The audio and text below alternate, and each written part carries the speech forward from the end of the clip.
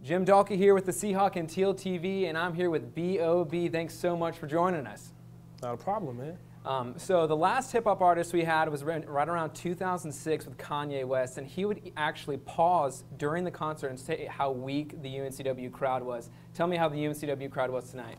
The UNCW crowd tonight was pretty amped. I mean, like, just for how many shows I've been doing for the past couple of years, and just seeing how they've continuously become more and more amped, more and more energetic.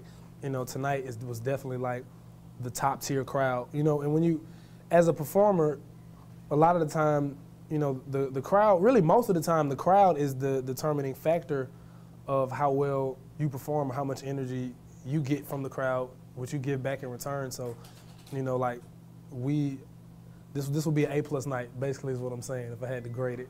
Well, that's great. Yeah, the crowd definitely feeds off your energy, and I think you feed off their energy too. You know, you grew up in Atlanta, but it says I found that you were born actually in North Carolina. Is that true? I was born yes.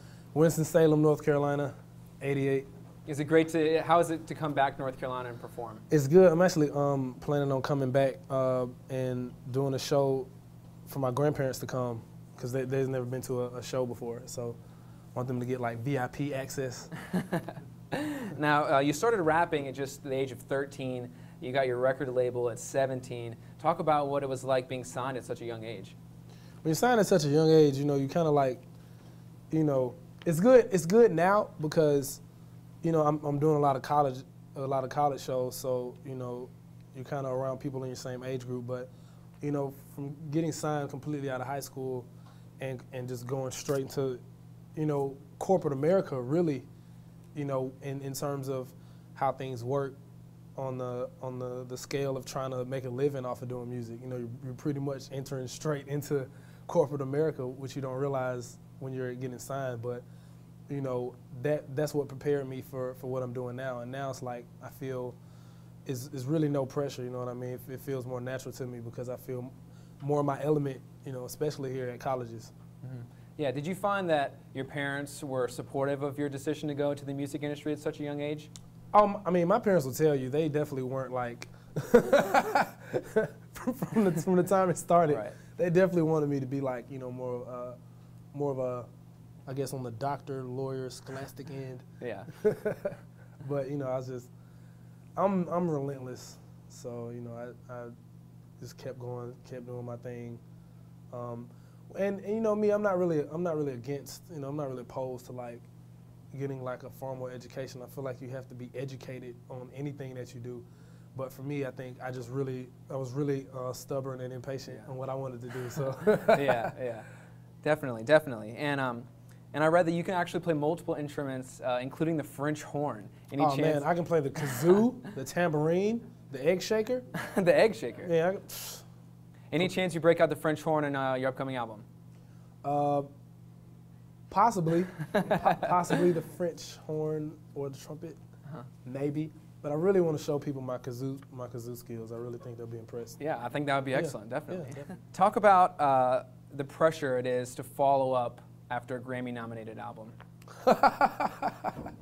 I'm laughing because there's always, okay, look, it's like this. When it comes to like breaking the mold, when you're, as an artist, when you break out, there's always the initial excitement. And it's kind of like, you know, when you lose your virginity, it's, you know, it's something about, it doesn't even have to be great. It doesn't even have to be the best experience, but you just lost it. And it's just something exciting about putting that first album out and getting that first single out there and it being, you know, a huge worldwide success. And that excitement is just something that it was special, and it was a timing to it. And so now I feel like the only thing to do is really to just follow up with consistent music that people have always been following me for. And I feel like my core fan base will follow me, you know, regardless of how popular or unpopular the songs may get. Exactly. I mean, you've worked with some of the biggest stars in the game today. Talk about who's the most fun to collaborate on a song with. The most fun. The most fun to collaborate on the song. Man, it's really hard to say because, you know, like, for example, like an artist like Jessie J, you know, we really connected in the studio in terms of just understanding what where we want to go musically and what we want to take, what we want people to take from the music when they hear it. I think that was the common ground with working with her. And then artists like Tip, you know, it's like, you know, Grand Hustle, you know, just cracking jokes in the studio and just pretty much just rapping bars. And, you know, you know, it just depends, man. It's really a different thing for every artist, but I think when there's a chemistry, I think that's the main thing. I think the chemistry with me and Haley is what made Airplanes the type of song that it was, even though we never met each other or didn't shoot the video together. Like, when we actually met and performed on stage, like, the chemistry was just there, and it's just, you know, right. It's almost like it's just meant to happen. Like, this song was just meant for us to just showcase around the world, I guess. You seem like a really laid-back, easygoing hip-hop artist. You wouldn't want to. You don't seem like the kind of artist who makes beef with a lot of other artists. Has anybody ever tried to take a shot at you in a line or anything like that? And how would you deal with something like that? I don't feel like anybody's taking a shot at me in a line. I feel like even if someone has, I feel like it'd be MC. I feel like it's kind of like in the MC realm of things.